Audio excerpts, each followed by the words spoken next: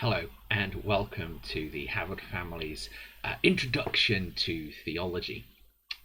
Most of this week, since deciding we were going to do this, I've spent a bit of time trying to work out what it is that needs to go into these sessions. We've got a whole range of people out there with a whole variety of desires and needs who don't necessarily know a lot about what it is that theology really is. So I thought what I'd do is I'd start with an introduction to theology. So where do we begin with all of that? We begin with the very simple idea of what is theology. Theo, meaning God, logos, comes from the Greek meaning words about. So this is words about God.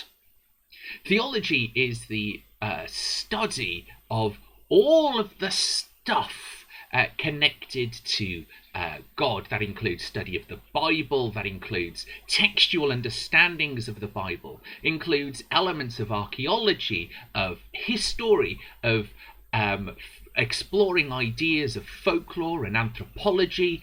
It isn't just about looking at the Bible. So it's quite a big subject area.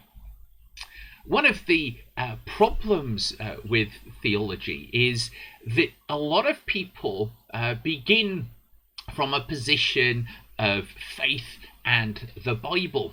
So you begin at the top. You begin with the idea of we are standing here 2,000 years thereabouts after the death of Christ, and we have a whole bunch of stuff that we already, quote unquote, already know.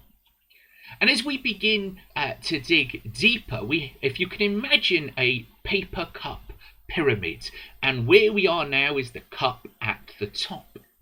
As you start to dig deeper into this paper cup and you take it off, underneath it there are two paper cups, and as you start to explore those two paper cups, you take those off and you'll find that there's four, and so on all the way down.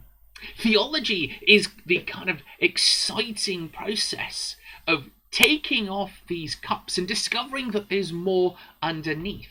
Now, it is the study of a lifetime. Not everybody is going to be able to dig their way down through a lot of the paper cups, and nor do we need to. We stand on the shoulders of giants, all those people who've already explored those different elements of paper cups, and we can just lean on their results and use their understanding to help us understand where we are now. Now, we are coming from an Anglican perspective. So Anglican is the type of church to which the Howard family and the church in Wales in general belong. It is in various other places also known as Episcopalian. It is led by the episcopacy, which is it's led by the bishops. So you have bishops who come together, then you have the clergy, then you have the deacons, and then you have the laity. And I know that we tend to think of that as a pyramid, but it's a much flatter structure in reality. There's a lot of synods that's talking together, all areas of people to try and understand where we are, theology and all that. But underpinning all of that is theology that is normally attributed to a gentleman called Richard Hooker, who sometime between 1554 and 1600. Now, not all of this is actually writ large in the writings of Hooker, but it does seem to be kind of the outworking of what he was reaching for. So Anglicanism, the Church of Wales, the theology, is based on what is known as a three-legged stool. So if you take any one of those legs away, the stool itself will fall over. So those three legs are starting with Scripture. Scripture, here we are. This is a Bible, obviously, and you might notice it's my ordination Bible. This is the seal of St. Asaph, the diocese to which we belong. That's an REV. This is an NRSV, a different type of Bible again. And there's a whole raft of different types of Bible and different translations. And we'll come at... so for these videos, for this study, we're going to be using the NRSV translation. The full reason why we're using that particular translation is going to take a video in and of itself, which is probably what we're going to do next week. But just suffice to say that at the moment, it's the best translation currently available to the public.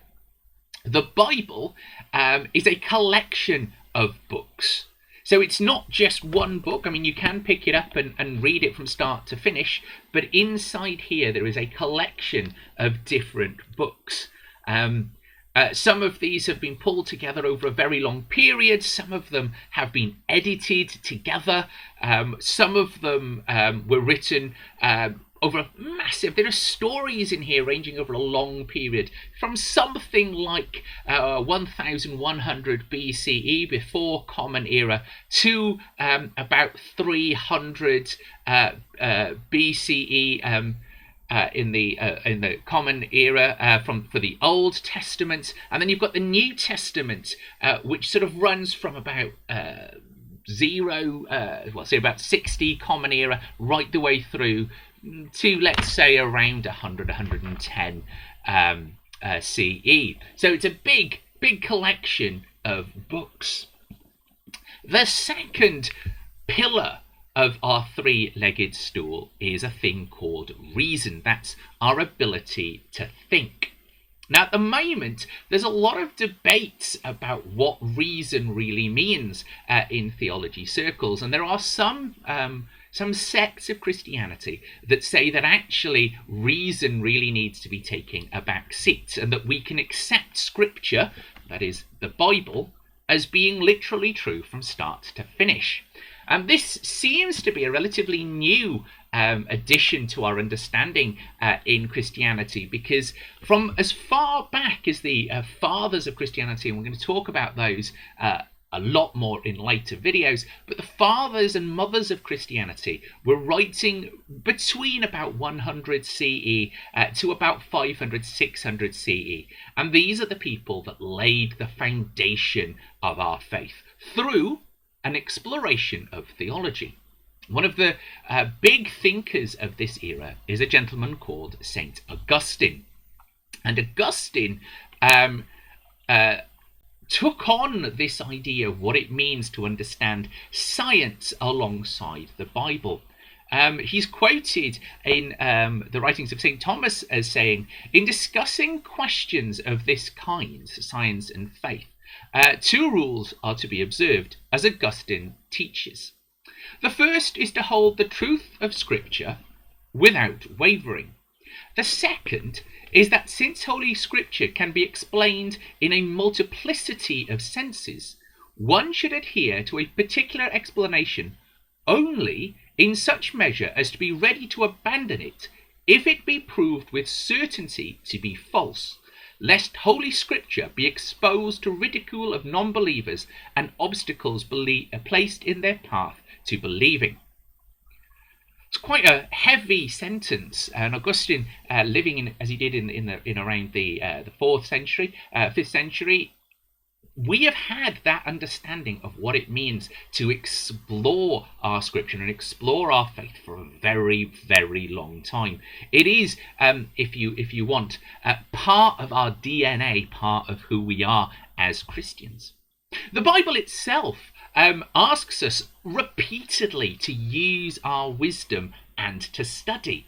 It very often says that we should seek after the wisdom of God, that we should seek to know the world and his creation. So reason here is not just what we can understand as we are now sitting in our groups, but it's that we should actively go out and study. We shouldn't just be passive receivers of the Bible, but actually somebody who is actively wrestling with our understanding of it. And you're already doing that by watching this video. this is one of those things where we are helping each other to learn, and we're going to come into different ways in which people learn theology again in a later video. This is an introduction, and like I said, each of these stools is a paper cup. And as I begin to explain more about them, you'll see that below them there's another paper cup that really needs to be explored. But for now, we're just going to have to put that to one side and move on to our next stool. So our next stool is a thing called tradition. Now, tradition is a living thing, not a dead thing. We're used to the idea of tradition being that which we always do in church. Except that that which we always do in church has grown and developed over the 1,000 plus years that we've been doing this. Let me see if I can give you an example of what a dead tradition is, which will maybe help you understand better what a living tradition is. So, in this story, if you can imagine a church sometime in the Middle Ages which is overrun with mice. These mice become so bold that when the Eucharist, when the bread and wine is placed on the table, that they will run onto the altar and steal away the bread. This became such a problem that the church went out and got a cat.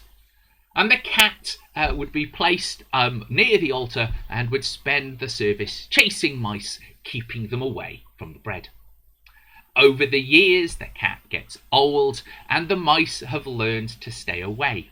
But out of respect for the job that the cat has done, as it gets old and lazy, they carry the cat in and place it under the altar, because simply the presence of the cat is enough to keep the mice away. After some time, the cat dies, and some bright spark in the congregation decides to have the cat stuffed. And so, for a while, the cat is carried in on its cushion, still stuffed, still doing its job of chasing away the mice. Over the years, the people who were there when the mice infestation happened pass away, and they get new priest after new priest. And even that doesn't stop them processing in the cat. Until eventually, a new priest says, "Why do we do this? Why are we bringing in the cat?" And after a quick ask round the congregation, who are now descendants of the originators of this cat on a cushion, they've all completely forgotten why they do it. It's become a dead tradition. The cat is no longer needed for chasing away the mice. People have forgotten why we do it. It doesn't serve a purpose anymore and has become a dead tradition. The corollary to that is the live tradition that is the third stool of our understanding of Scripture. This is the result of an active and lively debate about the stuff that we do and the stuff that we understand in church. All of us that take part in a service are actively taking part in that tradition. And church has changed over the generations to the point where it is probably now still in very many important ways recognizable to somebody. If we went back to the Middle Ages and brought them forward, they'd be able to sit in a service and still go, yes, this feels familiar. But a lot of the stuff that they would have known from that time has been changed or updated to fit more with our modern context. And so we end up constantly having a look at why we do things, asking ourselves, does this bring us an understanding of God? Does this help us in some way to get closer to him, to help us to understand him? And if the answer to that is no, that actually these elements are getting in the way, then it's time maybe to have a rethink about what those items are and how we use them in a new and imaginative way to bring back their original symbolism, or to maybe gently put them to one side until they are useful again. And it does come in a circle. There is a tension in tradition between two elements called prophecy and order. And these two are constantly pulling at one another to try and keep Anglicanism somewhere in the middle. So prophecy is the idea of people from outside the church, or people who are calling the church to something new. From the history of Anglicanism, we could look at the example of Methodism. In Methodism, the method was to go out and meet people where they are, to break down those borders of parish, those ideas of churches, and to go out into the fields and to preach the word. When Methodism began, there was no intention to separate from the mother church from Anglicanism. But because Anglicanism was so rooted at that time, so weighed down by tradition that it was unable to move, the prophecy of Methodism brought people out and spawned this sort of new idea of Methodism. However, that prophecy didn't just happen in Methodism, but the people in Anglicanism looked out at what Methodism was doing and over time changed their attitudes. They were influenced by it, and the church changed. In fact, it could be argued that that change continues to today. Here in the church in Wales, we have stopped using the idea of parish as being centred around a church, and rather we are in a mission area or a ministry area which covers a wider geographical area bound by boundaries that we understand in the modern world. For example, here, dual carriageways, lakes, mountains, and just living in the idea that the old idea of village has gone in a lot of places where villages have sort of run into one another, and it's very difficult to know where one village ends and another starts. And it's just easier for us as priests to be able to use our talents across a wider area in a wider and different way. Sometimes prophecy disappears off into weird and unusual places. If we were to have a look at the mystic movement, which is a grand movement asking us to explore ourselves in a deeper and more spiritual way, to kind of get away from the old stuffiness of Anglicanism and sort of open our hearts to a bit more of a dynamic interaction with the Spirit. In some cases, that almost disappears into being a very individualistic approach to knowing God. That says that, and you end up with a whole group of individuals who believe that they and only they know how to reach God. Tradition in this case then is the anchor that draws them back, that says that in order to avoid falling into that kind of narcissistic idea that you are the only one that can find God in a place, but that in community, in our church communities, in our home groups, in our house groups, it is together that we anchor ourselves and help ourselves to not fall into that idea. So tradition then kind of limits prophecy, keeping all the good things of prophecy and blessing them with tradition. Now, it does mean that Anglicanism can be slow to change. And in the modern world, really, we're finding that a bit of a struggle as the modern world is whizzing on and we are still taking slow and careful steps.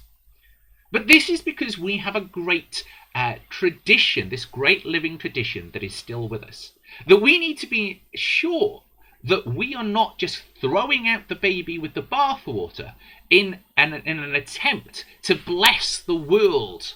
We need to be sure that this dichotomy between prophecy and order is taking us to a middle way, which is going to be good and bear fruit for the church. So those are our three main stools. We have we've got reason, tradition, and scripture. Now, there is the possibility of adding a fourth stool. As I said, there was an influence from Methodism. And during the Reformations, now the Reformations was a big watershed moment in our understanding of theology, where Protestants, that is every denomination that is in protest to the Catholic Church, so that's us Anglicans, the Church in Wales, the Church of England, Methodists, Baptists, Free Churches, Pentecostals, all of us are Protestants because we all protest with the Roman Catholic Church during the time of the Reformation.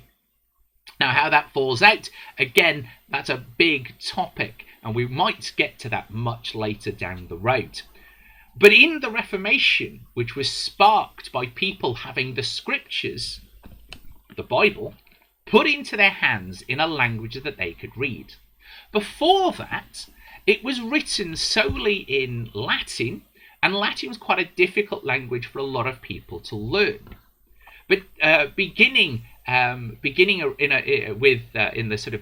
1400s, people began looking at the Bible, looking at the sources of the Bible, and translating them into an easier language to understand.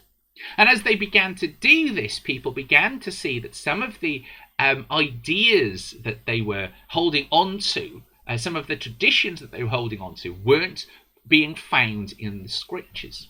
And they began this big sort of tension between this prophecy, this new prophecy of having the scripture in their own language, of people doing their own thinking, and the weight of tradition, the weighting of the tradition of what is now known as the Roman Catholic Church, talking against that, saying, look, this is what we have received all the way down from the apostles, and beginning kind of a big debate.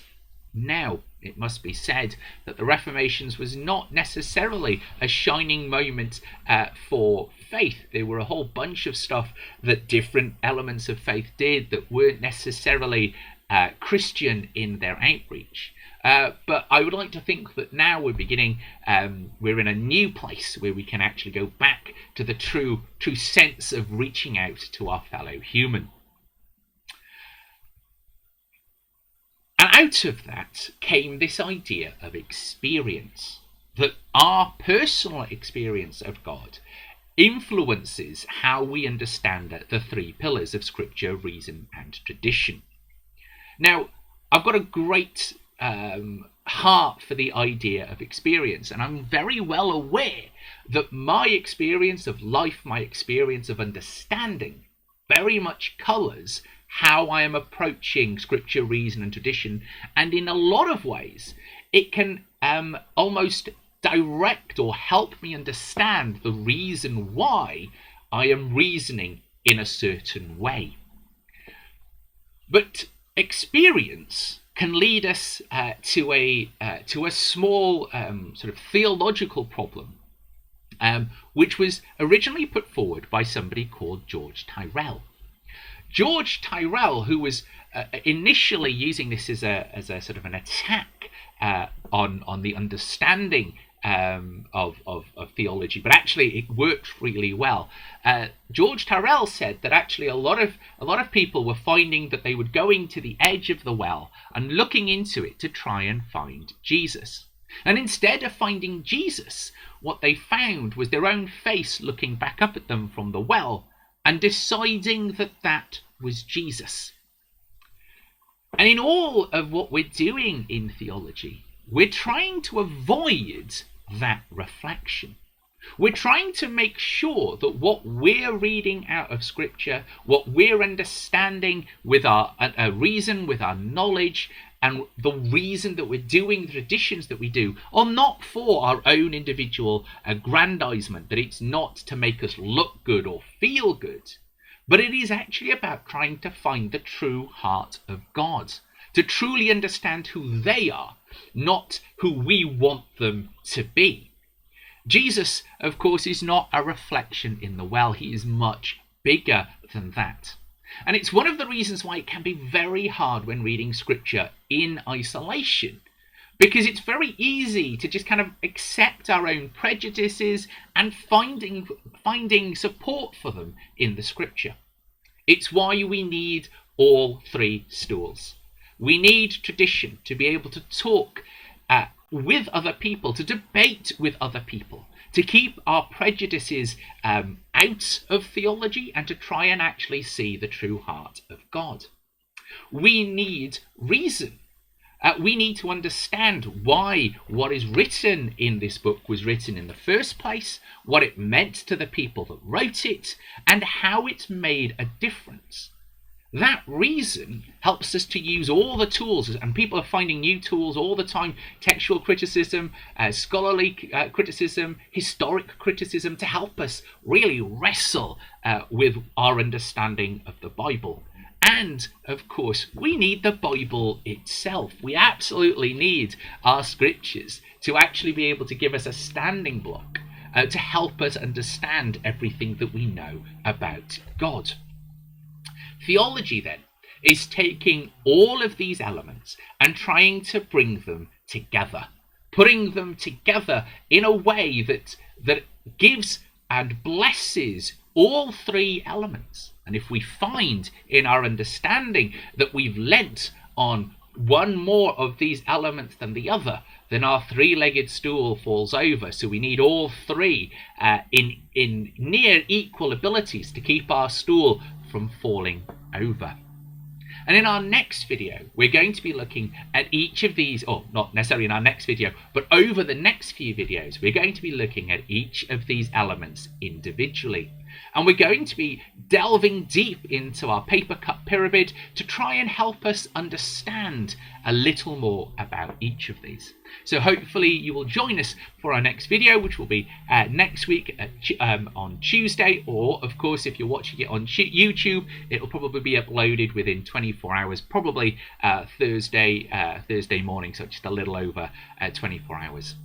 So I hope that you have enjoyed this brief introduction to theology. Thank you for joining us. And as we reach the end of the video, I know that a lot of you are going to be just boiling over with questions. So in this strange place of online, if you do have a question, please get in touch with us on Twitter, get in touch with us on Facebook, or drop into our coffee morning and raise them there, and we can have a real good natter about what all of this means. I hope this has been useful for you, and I hope that you've enjoyed it. Thank you for joining us. Take care, and God bless.